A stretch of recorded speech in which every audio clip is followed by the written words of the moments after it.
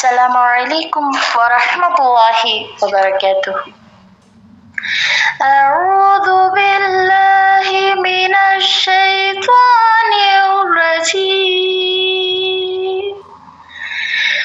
بسم الله الرحمن الرحيم.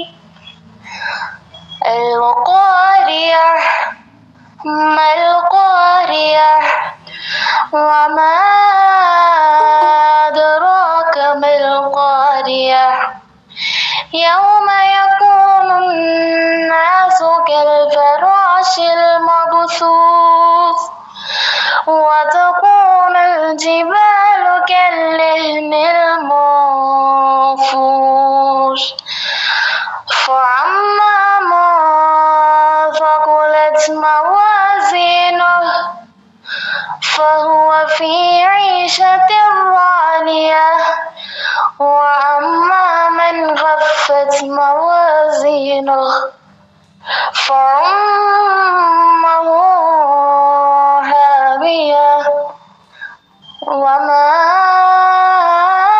أدراك ما هي نار هامية. சதகுல்லாஹுல் அலீம். அளவில்லா கருணையும் இணையில்லா கிருபையும் உடைய அல்லாஹ்வின் திருப்பெயரால். பயங்கரமான நிகழ்ச்சி. அந்த பயங்கரமான நிகழ்ச்சி என்ன? அந்த பயங்கரமான நிகழ்ச்சி எதுவென்று உமக்கு தெரியுமா என்ன? அந்நாளில் மக்கள் சிதறி கிடக்கும் ஈசல்களைப் போலவும் மேலும் மலைகளை கடையப்பட்ட வண்ண வண்ண கம்பளியைப் போலவும் ஆகிவிடும். பிறகு எவருடைய எடைத்தட்டுகள் கனத்திருக்குமோ அவர் மனதிற்கேர்ந்த வாழ்வை பெறுவார். மேலும் எவருடைய எடைத்தட்டுகள் லேசாகி இருக்குமோ அவருடைய தங்குமிடம் ஆழமான படுகொலிதான். அது என்னவென்று உமக்கு தெரியுமா என்ன? கொழுந்து விட்டெரியும் நெருப்பு. அல்லாஹ் உண்மையை கூறினான். அஸ்ஸலாமு அலைக்கும் வரஹ்மத்துல்லாஹி வபரகாத்துஹு. அல்ஹம்துலில்லாஹி ரப்பில் ஆலமீன் வஸ்ஸலாத்து வஸ்ஸலாமு அலா ரசூலில் கரீம். அம்மா பஅத். இன்னல் ஹம்துலில்லாஹி நஹ்மதுஹு வ நஸ்தஈனுஹு வ நஸ்தக்ஃபிருஹு ونعوذ بالله من شرور أنفسنا ومن سيئات أعمالنا من يهده الله فلا مضل له ومن يضلل فلا هادي له ونشهد أن لا إله إلا الله ونشهد أن محمدا عبده ورسوله.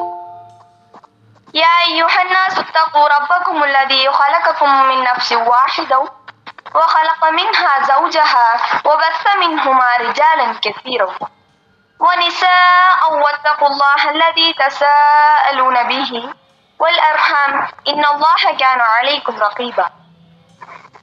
ربي اشرح لي صدري ويسر لي أمري واحلل عقدة من لساني يفقهوا قولي. أما بعد.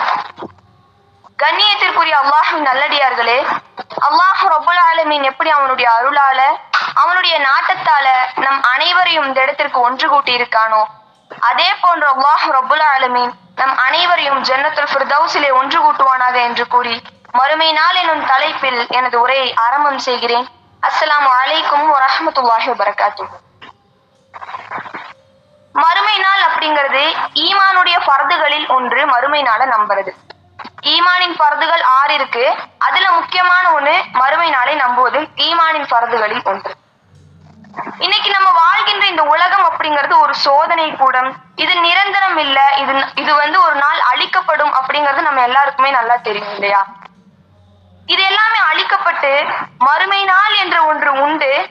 அதில் நம்ம இந்த உலகத்துல செய்த நன்மை தீமைகளுக்கு ஏற்றது போல அல்லாஹ் தீர்ப்பு வழங்குவான். யாருடைய நன்மையுடைய கணம் அதிகமாக இருக்கோ அவருக்கு சொர்க்கமும், தீமையுடைய கணம் அதிகமாக இருக்கிறவங்களுக்கு நரகமும் வல்ல இறைவனால் சித்தப்படுத்தி வைக்கப்பட்டிருக்கு. மறுமை நாளுடைய வாழ்க்கை நிரந்தரமானது. இந்த உலகம் அப்படிங்கிறது தற்காலிகமானது அப்படிங்கிறது நம்ம எல்லாருமே நல்லா அறிவோம்.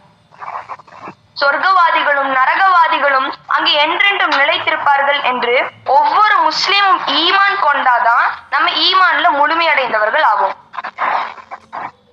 நபி ஸல்லல்லாஹு அலைஹி வஸல்லம் அவங்க சொல்றாங்க, இறை நம்பிக்கையாளர்கள் அதாவது முஃமின்களுக்கு இந்த உலகம் என்பது சிறைச்சாலை அப்படின்னு சொல்றாங்க. இந்த உலகத்துல நம்ம சம்பாதிக்கிற செல்வமோ பதவியோ பேரோ புகழோ இது அடையிறதுல நிரந்தரமான வெற்றி. யார் நரகத்திலிருந்து காக்கப்பட்டு சொர்க்கத்தில் நுழைவிக்கப்படுகிறாரோ அவரே உண்மையான வெற்றி அடைந்தவர் அல்லாஹ் தன்னுடைய திருமறையில் விவரிக்கின்றான். இன்னைக்கு மக்கள் கிட்ட போய் ஒரு நன்மையை ஏவுனாலோ இல்ல இந்த தீமையான செயல் ஒண்ணு நம்ம தடுக்க செஞ்சாலோ அவங்க நாவல இருந்து ஈஸியா வர்ற வார்த்தை என்னன்னா பின்ன பாத்துக்கலாம் அப்படிங்கறதுதான். மறுமை நாள் வர்றதுக்கு இன்னும் பல 100 வருஷங்கள் மீதம் இருக்கா, இல்ல நம்ம 100 வருஷம் வாழுவோம் அப்படிங்கிறதுக்கு ஏதாவது உத்தரவாதம் இருக்கா? அல்லாஹ் தன்னுடைய திருமறையிலே 16வது அத்தியாயம் 77வது வசனங்களில் அல்லாஹ் விவரிக்கின்றான். وَلِلَّهِ غَيْبُ السَّمَاوَاتِ وَالْأَرْضِ وَمَا أَمْرُ السَّاعَةِ إِلَّا كَلْمَحِ الْبَصَرِ أَوْ هُوَ أَقْرَبُ إِنَّ اللَّهَ عَلَى كُلِّ شَيْءٍ قَدِيرٌ. அல்லாஹ் தன்னுடைய திருமறை குர்ஆனிலே மறுமையுடைய காரியத்தை பத்தி அல்லாஹ் விவரிக்கின்றான். மறுமையுடைய காரியம் அப்படிங்கிறது இமை மூடி திறக்கும் நேரத்திற்குள்ள அல்லது அதை விட சமீபமாகவே தவிர இல்லைன்னு அல்லாஹ் சொல்றான். நிச்சயமாக அல்லாஹ் ஒவ்வொரு பொருளின் மீதும் பேராற்றல் உடையவன். அதாவது அல்லாஹ் தன்னுடைய திருமறையில் என்ன சொல்றான், கண்மூடி திறக்கும் நேரத்திற்குள் அல்லது அதை விட சமீபமாகவே மறுமை நாள் இருக்குன்னு அல்லாஹ் சொல்றான். இதை நாம் ஒவ்வொரு நிலையிலும் சிந்தித்து பார்க்கக்கூடியவர்களாக இருக்க வேண்டும். மேலும் மறுமை நாளுடைய நெருக்கத்தை பற்றி மாணவி ஸல்லல்லாஹு அலைஹி வஸல்லம் அவங்க சொல்லும் போது, நானும் மறுமை நாளும் இப்படி அனுப்பப்பட்டுள்ளோம் சொல்லி தன்னுடைய சுட்டு விரலையும் நடுவிரலையும் இணைத்து காட்டினார்கள். அல்லாஹ்வின் கண்ணியத்திற்குரிய நல்லடியார்களே, மறுமை நாள் அப்படிங்கிறது வெகு தொலைவில் இல்லை. 1400 வருடங்களுக்கு முன்பு வாழ்ந்த நபி ஸல்லல்லாஹு அலைஹி வஸல்லம் அவங்களே வெகு நெருக்கத்துல மறுமை நாள் இருக்குன்னு சொன்னாங்கன்னா நாம் 1400 வருடங்களை கடந்து வந்து விட்டோம். ஒவ்வொரு தீமைகளை செய்யும் போதும் எல்லா நேரங்களிலும் நம் மறுமை நாளை பற்றி சிந்தித்து பார்க்கக்கூடியவர்களாக நாம் இருக்க வேண்டும். நாம் நன்மையை செய்ய முன்வரும் போது இல்ல ஏதாச்சும் ஒரு தீமை செய்யக்கூடாது அப்படின்னு நம்ம நினைக்கும் போது ஷைத்தானுடைய தூண்டுதல்ல நமக்கு சொல்ற ஒரு போலியான ஆறுதல் வார்த்தைகள் என்னன்னா, நமக்கு இன்னும் வாழ்நாள் மீது இருக்கு, நம்ம இன்னும் அதிக காலம் வாழ்வோம், எல்லா தீமைகளையும் நம்ம செஞ்சுட்டு லாஸ்ட் ஒட்டுமொத்தமா நம்ம தௌபா செஞ்சுக்கலாம் அப்படிங்கறதுதான். இப்பவே மறுமை நாள் வந்து விட்டாலோ அல்லது நம்மளுடைய மரணம் நம்மை தழுவி கொண்டாலோ நம்முடைய நிலைமை என்ன? அதை ஒவ்வொரு நிலையிலும் நாம் யோசித்து பார்க்கக்கூடியவர்களாக இருப்போம். அல்லாஹ் தன்னுடைய திருமறையிலே 3வது அத்தியாயம் 104 வசனங்களில் அல்லாஹ் குறிப்பிட்டு காட்டுகின்றான். وَلْتَكُنْ مِنْكُمْ أُمَّةٌ يَدْعُونَ إِلَى الْخَيْرِ وَيَأْمُرُونَ بِالْمَعْرُوفِ وَيَنْهَوْنَ عَنِ الْمُنكَرِ وَأُولَئِكَ هُمُ الْمُفْلِحُونَ. இறை நம்பிக்கை கொள்வதோடு நற்செயல்கள் செய்பவர்களே வெற்றியாளர்கள்னு அல்லாஹ் குறிப்பிட்டு காட்டுகின்றார். நம்ம இந்த 2 விஷயங்களை நம்ம ஃபாலோ பண்ணோம் அப்படின்னா நம்மளும் மறுமை நாள்ல வெற்றி அடையக்கூடியவர்களாக மாறுவோம் இன்ஷா அல்லாஹ். அதாவது எல்லா நிலைகளிலும் அல்லாஹ் விதித்த வரம்புகளை மீறாமல் அல்லாஹுக்கு அஞ்சி வாழக்கூடியவர்களாக நாம் இருக்க வேண்டும். ஆதமுடைய மக்கள் எல்லாருமே தவறு செய்யக்கூடியவர்கள் தான். ஆனால் யார் அந்த தவறிலிருந்து மீண்டு அல்லாஹ் இடத்துல பாவ மன்னிப்பு கேட்டு மீண்டு தௌபா செய்கிறார்களோ அவர்களே வெற்றி பெற்றவர்கள்னு அல்லாஹ் குறிப்பிட்டு காட்டுகிறார். மறுமை வாழ்க்கையை சீராக்க குர்ஆன் நிறைய பாடங்களை நமக்கு கற்றுத் தருது.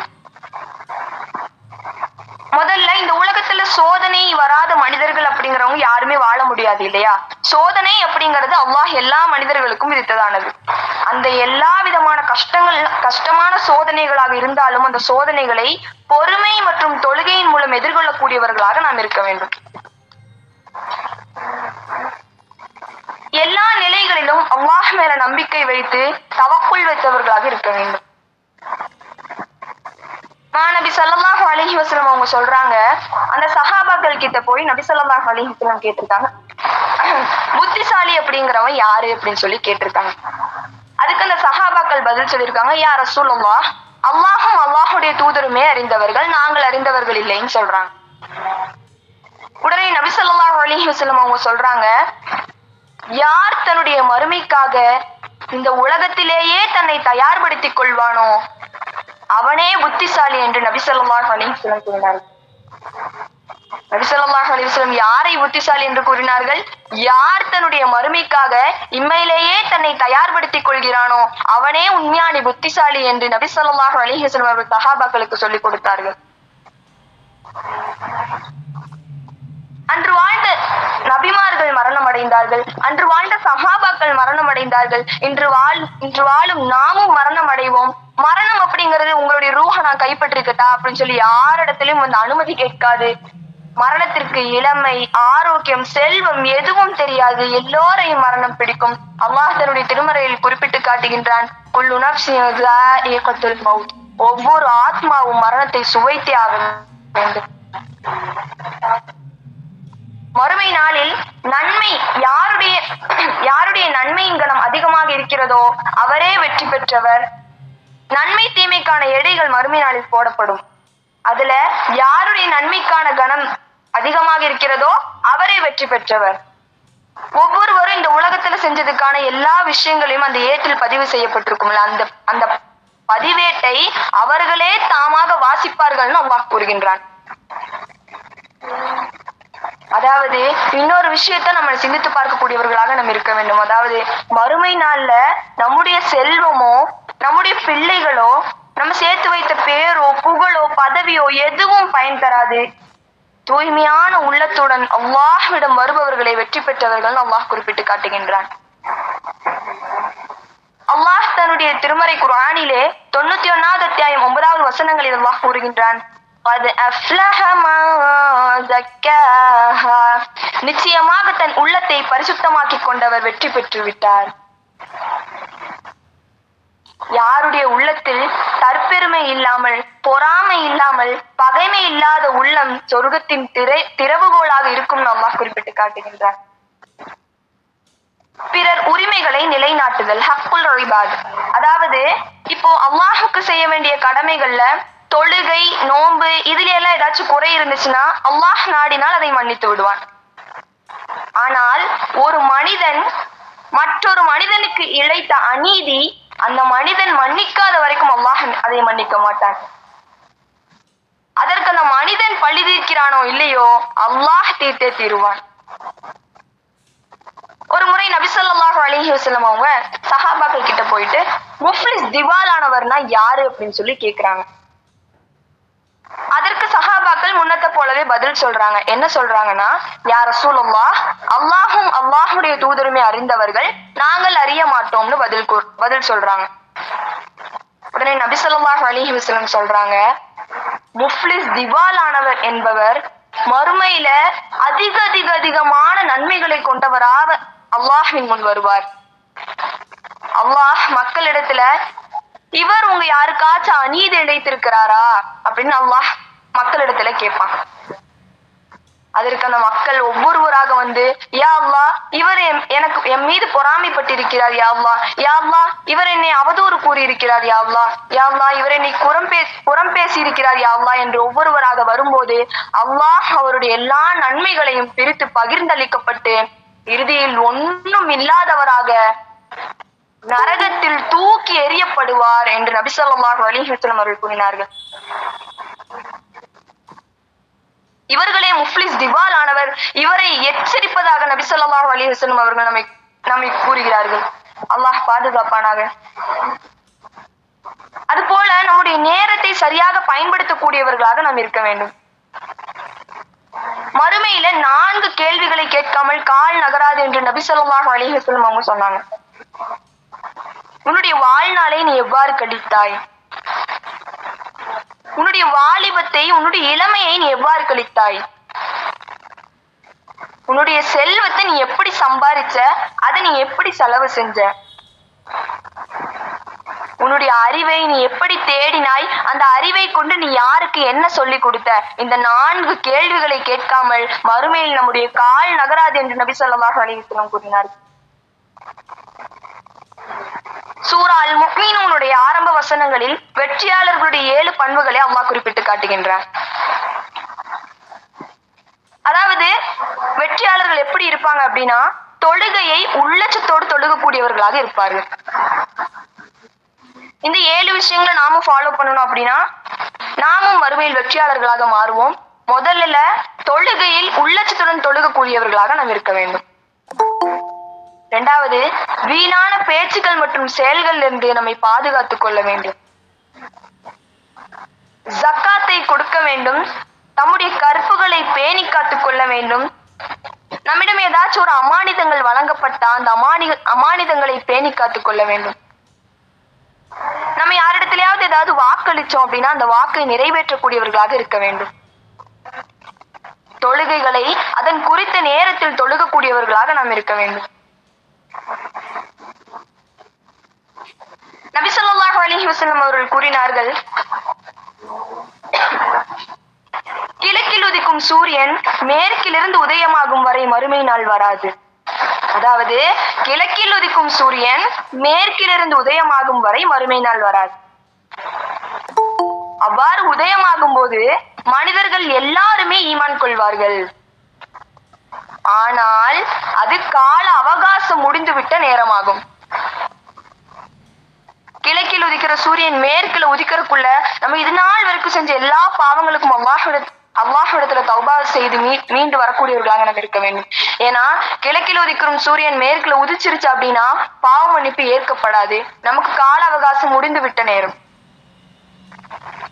அல்லாஹ் தன்னுடைய அல் குர்ஆனிலே 39வது அத்தியாயம் 68 வசனங்களில் கூறுகின்றான், மேலும் சூர் ஊதப்படும், பின்னர் பூமியில் மற்றும் வானத்தில் இருப்பவர்கள் அனைவரும் மூர்ச்சியாகி வீழ்ந்து விடுவார்கள். இரண்டாம் சூர் ஊதப்படும், பார்ப்பவர்களாக எழுந்திருப்பார்கள். சூர் ஊதப்பட்ட பிறகு கொஞ்சம் கூட நமக்கு அவகாசம் கொடுக்கப்படாது. அல்லாஹ்வின் ஏற்பாட்டின்படி தொடர்ச்சியாக எல்லாமே நிகழ்ந்துரும், எல்லா விஷயங்களும் நிகழ்ந்துரும். அல்லாஹ் நம்மை பாதுகாப்பானாக. அன்று மனிதனுடைய நிலை மிகவும் கடுமையானதாக இருக்கும். மறுமை திடீர்னு வந்துரும்னு நபி ஸல்லல்லாஹு அலைஹி வஸல்லம் அவர்கள் அதோடைய விரைவை பற்றி நமக்கு சுட்டி காட்டுகின்றார்கள். 2 பேர் விற்பனைக்காக துணியை விரிச்சிருப்பாங்க. அவங்க துணியை விற்பனை செஞ்சிருக்கவும் மாட்டாங்க, சுருட்டி இருக்கவும் மாட்டாங்க. அதுக்குள்ள மறுமை சம்பவிச்சிரும் சொல்றாங்க. மேலும் ஒரு மனிதன் தன்னுடைய மடிகனத்த ஒட்டகத்துல பால் கறந்து அப்பதான் அவன் வீட்டுக்கு எடுத்துட்டு போயிருப்பான். அதை குடிச்சிருக்க கூட மாட்டான். அதுக்குள்ள மறுமை சம்பவிச்சு விடும் நபி ஸல்லல்லாஹு அலைஹி வஸல்லம் சொல்றான். அல்லாஹ் தன்னுடைய அல் குர்ஆனிலே 22வது அத்தியாயம் 1-2 வசனங்களில் கூறுகின்றான், மனிதர்களே, உங்களுடைய இரட்சகனை பயந்து கொள்ளுங்கள். நிச்சயமாக மறுமை நாளின் அதிர்ச்சி மிக்க மகத்தானதாகும். அதனை நீங்கள் காணும் அந்நாளில் பாலூட்டி கொண்டிருக்கும் ஒவ்வொரு தாயும் தன் குழந்தையை மறந்து விடுவார்கள். கர்ப்பம் சுமக்கும் ஒவ்வொரு தாயும் தனது சுமையை இறக்கி விடுவார்கள். மேலும் மதிமயக்கம் கொண்டவர்களாக மனிதர்களை காண்பீர்கள். அவர்கள் மதுவினால் மதிமயங்கியவர்கள் அல்லர், எனினும் அல்லாஹ்வின் வேதனை மிக கடுமையானதாகும். அல்லாஹ்வின் கண்ணியத்திற்குரிய நல்லடியார்களே, இந்த உலக வாழ்க்கை ஏமாற்றும் இன்பமே. இந்த உலகம் சிரிக்க வைக்கும், ஆனால் இறுதியில் அழ வைக்கும், எல்லாற்றையும் விட்டு செல்ல வைக்கும். அதனால இந்த உலகத்தை கையில வச்சுக்கோங்க, இதயத்துல வைக்காதீர்கள். மறுமை வெற்றி என்பது குறிப்பிட்ட நாளில கிடைக்கிறது இல்ல, ஒவ்வொரு நாளும் எடுக்கும் முடிவுகளில் இருக்கிறது. தீமைகளை நன்மையால் வெல்வதும் சோதனைகளை பொறுமை மற்றும் தொழுகையின் மூலம் கையாள்வதும் ஒரு முஃமினுடைய உயர்தர சொர்க்கமான ஜன்னத்துல் ஃபிர்தௌஸிற்கு இட்டுச் செல்லும். யார் இந்த உலகத்துடைய ஆசைகளை கட்டுப்படுத்தி இம்மையிலேயே மறுமைக்காக தன்னை தயார்படுத்துறாங்களோ அவங்கதான் புத்திசாலி. நபி ஸல்லல்லாஹு அலைஹி வஸல்லம் அவங்க சுட்டி காட்டினாங்க. அப்படிப்பட்ட புத்திசாலியாக வாழ்ந்து மரணிக்க கூடியவர்களாக அல்லாஹ் நம் அனைவரையும் ஆக்கி அருள் புரிவானாக. அல்லாஹ் நம் அனைவருக்கும் மறுமை நாளில் வெற்றியடையக்கூடிய பாக்கியத்தையும் ஜன்னத்துல் ஃபிர்தௌஸ் என்ற உயர்தரமான சொர்க்கத்தை அடையக்கூடிய பாக்கியத்தையும் வல்ல இறைவன் நம் அனைவருக்கும் தந்தருள் புரிவானாக என்று கூறி எனது உரையை முடித்துக் கொள்கிறேன். வாஹித் தஅவானா அல்ஹம்துலில்லாஹி ரப்பில் ஆலமீன். அஸ்ஸலாமு அலைக்கும் வரஹ்மத்துல்லாஹி வபரகாத்துஹு. இப்போ நான் எடுத்த இந்த பயான்ல இருந்து ஒரு 5 கொஸ்டின்ஸ் கேட்கிறேன். அது யாருக்கு தெரியுமோ இன்ஷா அல்லாஹ் பதில் சொல்லுங்க. ஃபர்ஸ்ட், மறுமையில 4 கேள்விகளை கேட்காம கால் நகராது. அது என்னென்ன கேள்விகள் யாருக்கு தெரியுமோ இன்ஷா அல்லாஹ் அன்மியூட் பண்ணிட்டு ஆன்சர் பண்ணுங்க இன்ஷா அல்லாஹ்.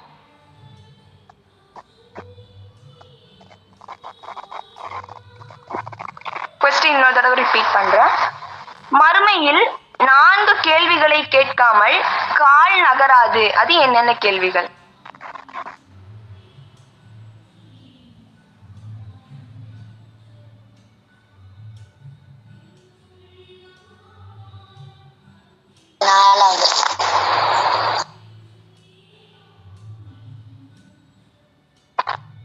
யாருக்காச்சும் ஆன்சர் தெரியுமா?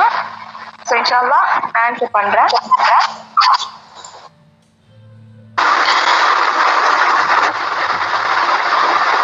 நீ எவ்வாறு கற்றாய், மற்றவங்களுக்கு அது எவ்வாறு கற்பித்தாய் அப்படின்னு ஒரு கேள்வி வரும். ஓகே சிஸ்டர், மாஷா அல்லாஹ்.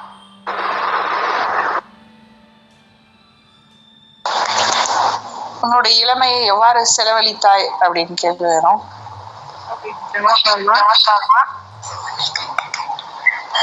செல்வத்தை செலவழித்தாய். ஓகே மாஷா அல்லாஹ். இன்னும் ஒரே ஒரு கேள்வி.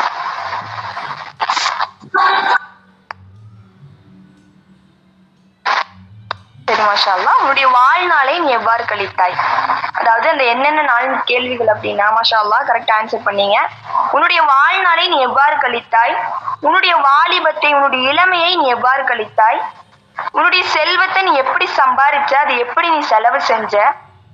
உன்னுடைய அறிவை நீ எப்படி தேடின, அறிவை கொண்டு யாருக்கு நீ என்ன சொல்லி கொடுத்த? இந்த 4 கேள்விகளை கேட்காம மறுமையில கால் நகராது. 2வது கேள்வி, மறுமை நாளுடைய நெருக்கத்தை பற்றி நபி ஸல்லல்லாஹு அலைஹி வஸல்லம் என்ன சொன்னாங்க? 2வது கேள்வி, மறுமை நாளுடைய நெருக்கத்தை பற்றி நபி ஸல்லல்லாஹு அலைஹி வஸல்லம் அவங்க என்ன சொன்னாங்க? அது ரொம்ப அருகில் இருக்கிறது என்று சொன்னாங்க.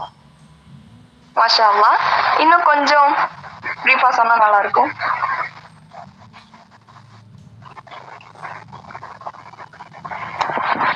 இந்த துணி வியாபாரம் பண்ண துணி விரித்து அவங்க சுருட்ட முன்னாடியே மறுமை நாள் வந்துரும்னு சொல்லி சொன்னாங்க.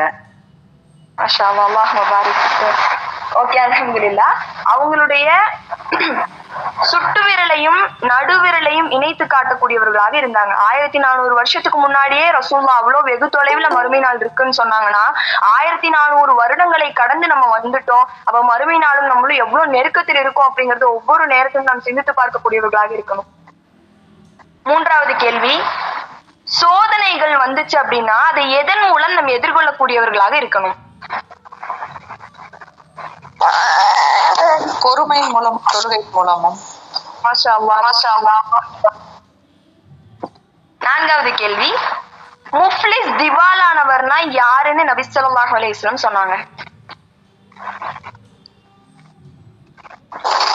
நன்மையை அதிகமா சம்பாரிச்சு கொண்டு வந்திருப்பாங்க. ஆனா அவங்க செஞ்ச பொய் புறம், அடுத்தவங்களுக்கு, முஸ்லிம்களுக்கு செஞ்ச, மனிதர்களுக்கு செஞ்ச அநீதியால எல்லா நன்மையும் பங்கு அவங்களுக்கு கொடுக்கப்பட்டுரும்.